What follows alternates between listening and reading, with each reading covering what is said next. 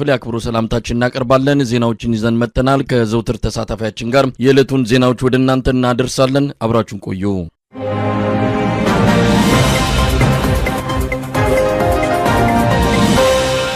የአማራ ብሔር ተወላጅ የሆኑ 6 ጀነራሎች መልቀቂያ አስገብተው ከመከላከያ ሰራዊት መሰናበታቸው ተገለጸ።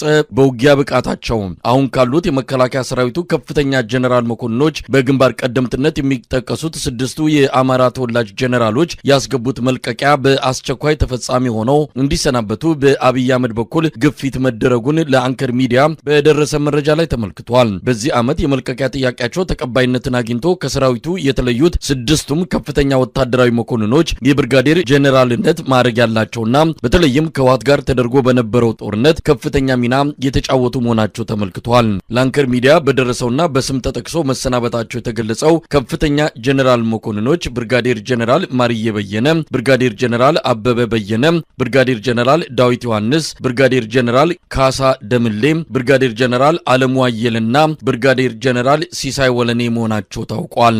ጀነራል መኮንኖቹ ከአማራ ህዝብ ጋር የአብይ አህመድ አገዛዝ የገባበት ጦርነት ፈተና እንደሆነባቸው ነው የተመለከተው። በዚህ ጉዳይ ላይ ከዘውትር ተሳታፊያችን የተጨማሪ መረጃና አስተያየት እንቀበላለን። እንግዲህ እነዚህ 6ቱ ብርጋዴር ጀነራሎች መልቀቂያ አስገብተዋል። በራሳቸው ጊዜ ቢያስገቡም አብይ አህመድ በፍጥነት እንዲሰጣቸውና እንዲሰናበቱ ነው ውሳኔ ያስተላለፈው። በመሆኑም 6ቱም ብርጋዴር ጀነራሎች በአሁኑ ሰዓት ከመከላከያ ሰራዊቱ ውጪ ሆነዋል። ምንድን ነው? አንደኛ የስርዓቱን መፍረስና መበስበስ የሚያሳይ መረጃ ዋነኛ ቁልፍ መረጃ ነው።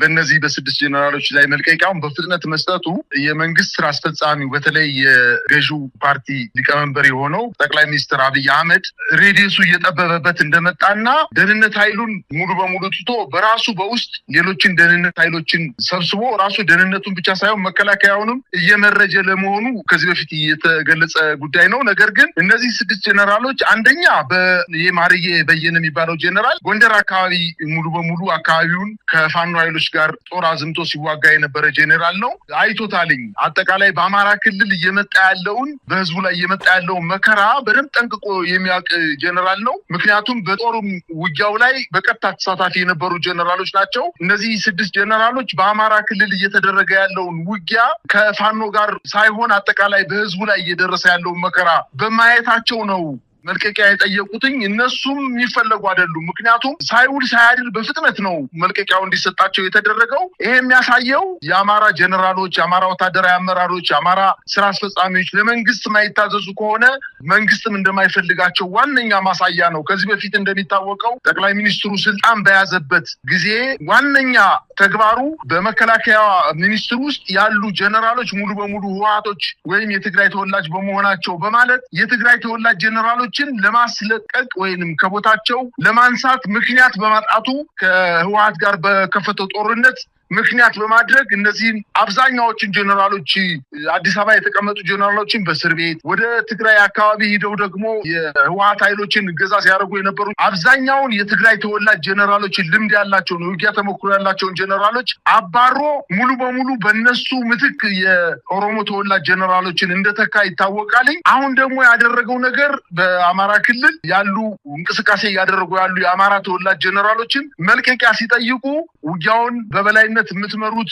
በከፍተኛ ቁርጠኝነት የምትከታተሉትና የምትመሩት እናንተ ናችሁ። ክልሉን ነው የሰጣቸው። በአንዳንድ የውስጥ አዋቂ ምንጮች እንደሚነግሩን ከሆነ በርካታ የኦሮሞ ተወላጅ ጀነራሎች መልቀቂያ ጠይቀዋል። ነገር ግን አልፈቀደላቸውም ለነሱ። ስለዚህ እንግዲህ አንዱን እንጀራ ልጅ አድርጎ እየቀጠለ እንደሆነ ነው የሚያሳየው። በአጠቃላይ እነዚህ ጀነራሎች መልቀቂያ መጠየቃቸው በመከላከያ መስሪያ ቤት ውስጥ ክፍፍልና አንድነት እንደሌለ በውጊያውም ላይ ተስፋ እንደቆረጡ በዚች ሀገር ላይም እየመጣ ያለውን አጠቃላይ መከራ በደንብ የተገነዘቡ ጀነራሎች መልቀቂያ እየጠየቁ ነው። ለወደፊቱ ምናልባት በርካታ ጀነራሎች መልቀቂያ የሚጠይቁ መሆኑን የሚያሳዩ ምልክቶች ናቸው። መሳይ እንግዲህ እንደተገለጸው ነው እነዚህ ከፍተኛ አመራሮች በአብይ አህመድ በኩል ብዙም እንደማያምናቸው አማራ ክልል ላይ እስካሁን አብይ አህመድ መቆጣጠር እንዳይችል የሆነበትም እነዚህ ጀነራሎች መረጃ ያቀብላሉ። ከዚህ በተጨማሪም ከፋኖ ጎን ሆነው በድብቅ መከላከያ ሰራዊቱን ያስመታሉ የሚልም ጥርጣሬ በስፋት እንዳለው ነው የሚነገረውና ከዛ ከሰራዊቱ ተገፍተው እንዲወጡ የተለያዩ ሙከራዎች ሲደረግ እንደነበረና በመጨረሻም እነሱ ሁኔታው ጥሩ እንዳልሆነ ስለተረዱ መልቀቂያ ማስገባታቸውን ይህንን መልቀቂያ ወዲያውኑ በፍጥነት እንዲሰጣቸው ነው ያደርገው። እንደተባለም ከመከላከያው ሙሉ ለሙሉ ለመቆጣጠር ከዚህ ቀደም በትግራይ ጦርነት የትግራይ ወታደራዊ ጀነራሎችን በሙሉ ነው እንዲባረሩ የተደረገው። በዚህም ቁልፍ ቦታዎችን በትግራይ ተወላጆች የተያዘውን በሙሉ አስለቅቋል። አሁን ደግሞ በርካታ የአማራ ብሔር ተወላጅ የሆኑ ወታደራዊ መኮንኖችንም እንደዚሁ ለማሰናበት ይህንን አጋጣሚ ይፈልግ ነበረ። አሁን በራሳቸው ጊዜ መልቀቂያ ያስገብተዋል። በቀጣይ በጦርታና በተለያየ መልኩ የሚሰናበቱ እንደሚኖሩና ዋና ግቡም ሙሉ በሙሉ መከላከያ ሰራዊቱን አብይ አህመድ በታማኝና በራሱ ሰዎች ብቻ በመያዝ መከላከያ ሰራዊቱን ሙሉ ቁጥጥር እንዲኖረው ለማድረግ እንደሆነ ነው የተገለጸው። ይሄ ደግሞ አደጋ እንዳለው ነው የሚነገረው። ከፊት ከኤርትራ ጋር ጦርነት ይኖራል ተብሎ በሚታሰብበት በዚህ ወቅት ላይ ጋራ ሸንተረሩን መልካም ድሩን የሚያውቁትን የአማራ ተወላጅ ጀነራሎችን እያሰናበተ ከቢሮ ብዙም መውጣት ያልቻሉ ከወታደራዊና ከመስክ ልምድ ይልቅ የቢሮ ልምድ ብቻ ያላቸውን ጀነራሎች ብቻ ነው በዙሪያው የሰበሰበውና በቀጣይ ለሚኖረው ማንኛውም አይነት ተልዕኮ ሊያሳኩ የሚችሉ ወታደራዊ መኮንኖች ቁጥራቸው እየተመናመነ መምጣቱን ነው የሚያሳየው።